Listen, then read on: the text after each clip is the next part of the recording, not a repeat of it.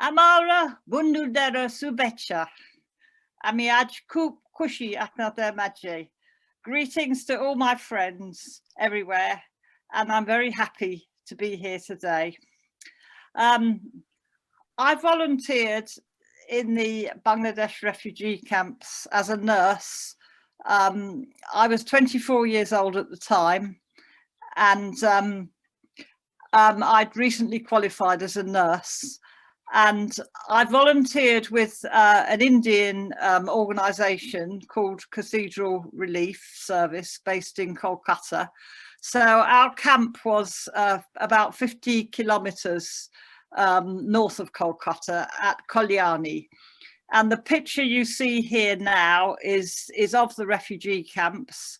Now there were sort of roughly over or whatever 10 million or so refugees in West Bengal at the time.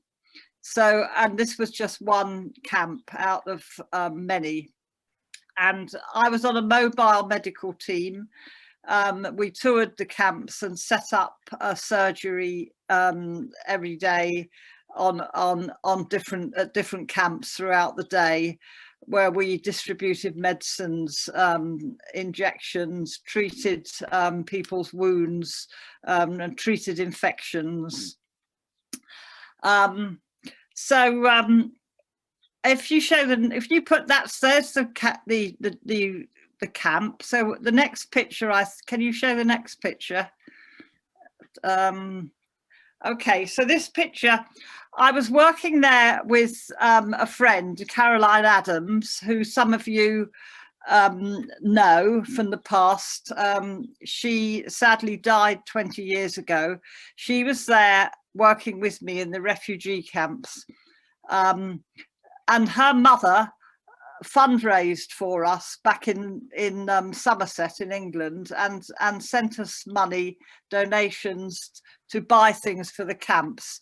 So and we used to mostly buy clothing and things for children. So this picture is of us distributing clothing in the camps. You can see me just at the back there, behind the jeep, with the headscarf. That's it, yeah, with the headscarf on. That's it. So this is everybody coming here to receive their donations. Of course, it was a very minimal effort. You know, there was never enough, as you can imagine. So the next picture. This is another picture of the conditions that people were in the camps, families underneath tarpaulin covers. This particular cover, as you see, would not exactly stop the rain coming in. So people were living in very harsh conditions in the camps. Next picture. Okay, there. Now this I love this picture.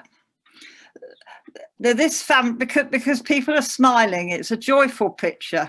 Now, you know, there was a huge feeling of optimism in the camps.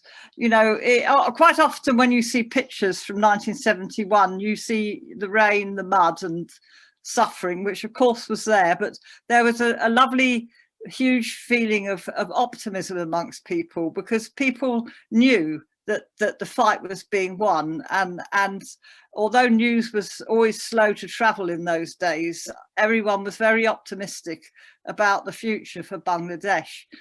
I mean, every now and again there'd be a great whoop of Joy Bangla, everyone shouting and singing Amar Shona Bangla, my golden Bengal, that Tony referred to earlier. This family here was a family from a village in Faridpur district, and the man at the back on the left was a postmaster from the village, and he helped us with a lot of work. He was a sort of volunteer himself in the camps. And after the liberation of Bangladesh, the following March or April, we went back to find his village and to visit this family. So that next picture, I think is the next picture is, yeah, this is just another picture of the tents. And then last picture, yeah, this is the children's activities. We would buy paper and paint and run these activities for children, and here they all are doing their drawings. So